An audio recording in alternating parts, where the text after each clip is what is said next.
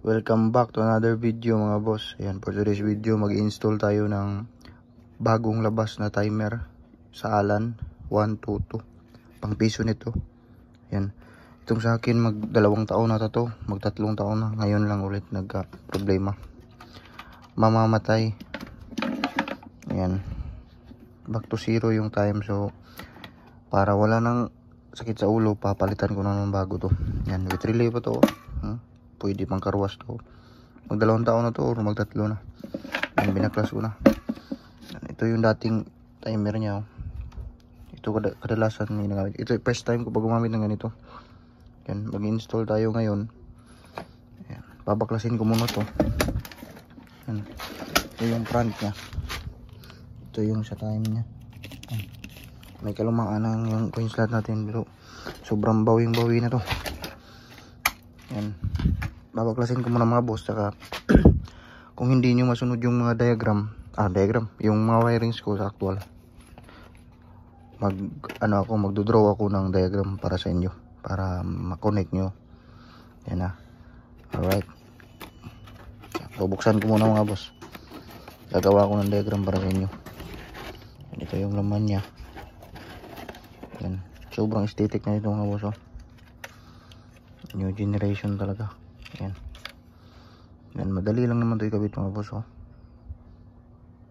Diba? Yan may button na sa add plus tsaka add minus o decrease. Ayan. Sobrang ganda ng mga boss, no? Yan. Siyempre kakabit natin dito lahat ng mga wirings. Pasensya, isang kamay lang video ko mga boss, Kabit ko muna mga boss. Ayan, bali na ikabit ko ng mga wire mga boss. Ito yung ginagamit kong socket. Ayan, sinjam, dumi yung kamay ko. Ito yung ginamit kong socket. Tas yung dulo ito. Pang universal coin slot yan. Yan mga boss. Yan yung ko ginagamit. May isang sobrang socket dito. Yan. Pang yan. Pang katong yung 5 pesos. Yung piso lang. Yung merong tatak na 5 peso. Yan yung connection ko mga boss. Gagamitin ko yung 2 relay na yan. Yan kasi para matibay yung kapit ng kuryente. Ayan mga boss. Bali may free para siyang lock. Then ito mga boss, di na pala kailangan ng diagram. Meron na pala nito. Ayan. Kung asa nyo ikabit. Sobrang dali lang mga boss. Ayan. Sundan nyo lang yan mga boss. Yan na yun. Grabe, wala na akong masabi mga boss. Ito lang sundan nyo mga boss. May coin lang pa siyang. Yan. Screenshot nyo lang mga boss. Magkabili nyo, meron na kayong ganito. So simulan ko na yung wirings mga boss. Ito lang susundin ko mga boss. Di na ako ng diagram. Meron na pala nito mga boss. Ayan. Ngayon ko lang nakita. So let's go mga boss. Yung wirings ko muna. Tsaka update ko kayo mamaya. Let's go. Bye bye. Ayan, bago yan mga boss, ayan, dito yan nakakonect. Tatanggalin nyo muna yung wire na yan. Ayan, sundutin nyo lang ng ito, kung meron kayong tester o matulis na bagay, sundutin nyo lang yan. Tapos hila dito para matanggal yan. Tapos connect natin yan. Balik natin dyan. Ayan mga boss tatanggalin natin yung green. So ayan mga boss, bago ko ikabit yan sa box, gusto kong ipakita muna sa inyo dito sa open muna para kita nyo yung wiring. So isa-isahin natin. Ayan okay na yan mga boss. Titipan ko na lang yan. Tapos okay na yan. Ito muna tayo sa 12 volts sa transformer mga boss. Diyan muna tayo sa transformer. Ayan. Bibili lang kayo ng 1 amp 12 volts. Ayan. Tapos yung blue is yung 12 volts. Ayan. Dito siya i-connect mga boss. Diyan. Ayan. 12 volts yan mga boss. Kahit baliktarin nyo yan, pwede yan. Pwede yan mga boss. Kasi naka-AC pa yan AC na 12 volts pa yan. Pwede magkabaliktad yan. Yung kabit mga boss Again, pwede magkabaliktad mga boss. Ito muna. Ayan. So, dito mga boss, ayan. Diba kanina, kinuha natin yung 2 green. Ayan. Pagsamahin nyo yung 2 brown at 2 black. Ayan. Siyempre, sundan nyo muna yan. Ayan pinagsama kong 2 black. 2 black tsaka 2 brown. Ito 2 brown yan. Yun mga boss ha, sundan nyo, dalawang black, dalawang brown. Pagsamahin nyo yung dalawang black at saka dalawang brown. Yun lang mga boss ha. Then, yung connection niya mga boss, ayan, yung connection niya, siyempre, yan. Ito yung AC cord natin, di ba? Yan, yung isaksak natin. Itong dalawang pula na to, yan yung AC na 220 volts. Kahit magkabaliktad yan, ito yung dulo niya. Yan, ito yung dulo niya mga boss ha. Yun yung brown at saka blue. Yan, i-connect natin yan muna dito sa 220 volts. Yan, kahit saan dyan, pwede makabaliktad kasi AC yan. Yan, kabit nyo yan, ayan. So, nakabit ko na ha. Nakabit ko na yung mga boss. Yan. Yan, nakabit ko na ha. Ito yung dulo niya. Sana masundan nyo mga boss. And then, yung isang 12 volts, ay isang brown. Ayan, yung brown na yan. Dito sa dalawang sakit na yan. I-connect nyo muna dito sa, halimbawa may color coding yung wire nyo. Ayan, i-connect muna dito. Kahit saan dyan, pwede.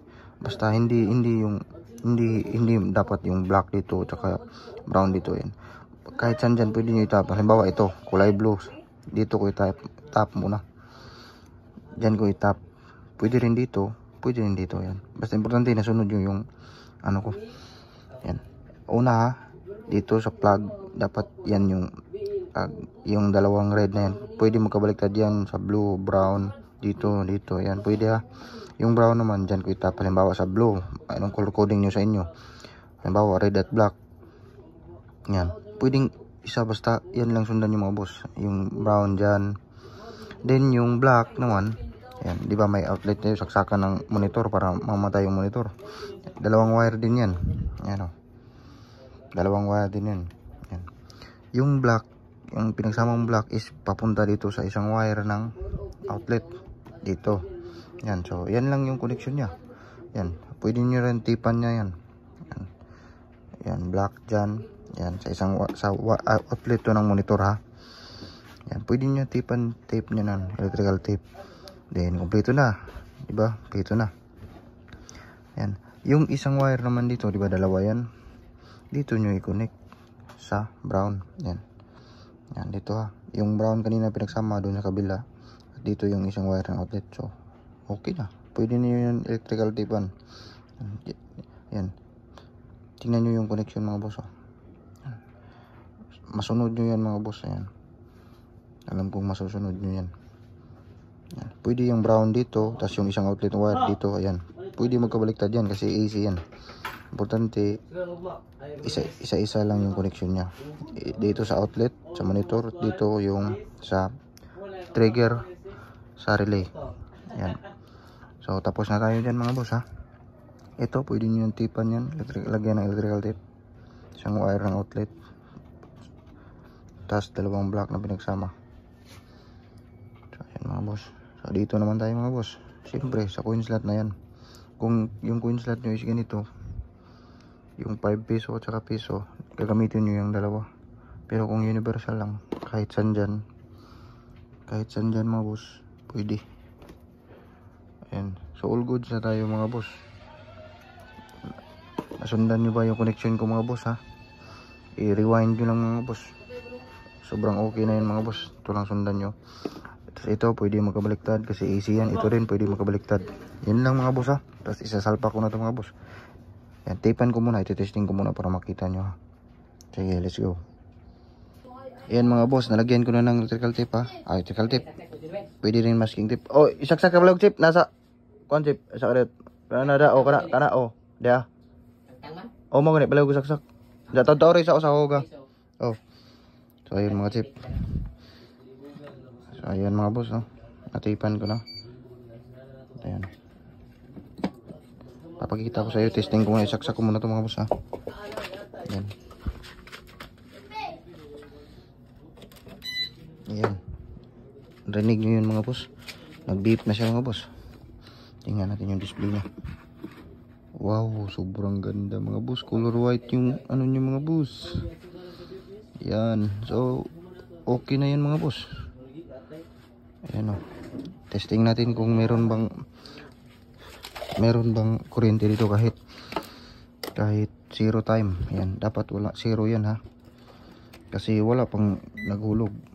Ayan, set natin sa AC. Ayan, testing natin ha. Dapat walang kuryente yan, yung outlet na yan, kasi ito yung monitor. Ayan. Ayan, okay, wala mga boss. Ayan, ayan, dapat 220 yan. 11 wala yan, current lang yan, dapat maging 220 yan. So wala yan mga boss. Okay yung setup natin mga boss. Yan, so huhulugan ko mga boss ha. Wait lang, kasi dito yung coin slot eh.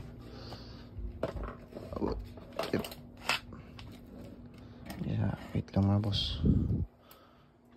Paano natin mahulugan to?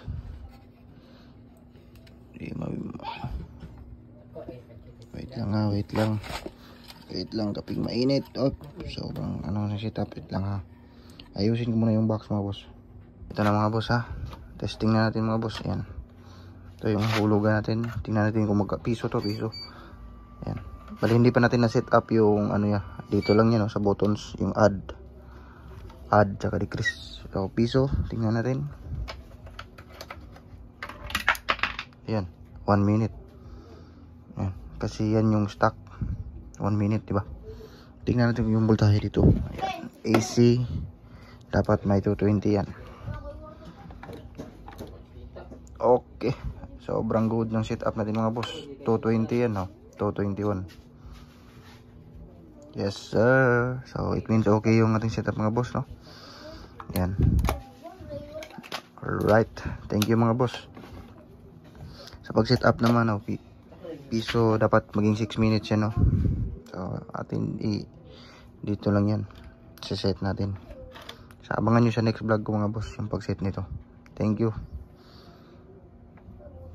Kakabit ko na to.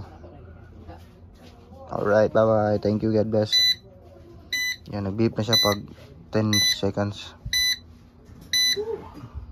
Alright, no? Oh. Alright. Thank you mga boss. Don't forget to like and subscribe.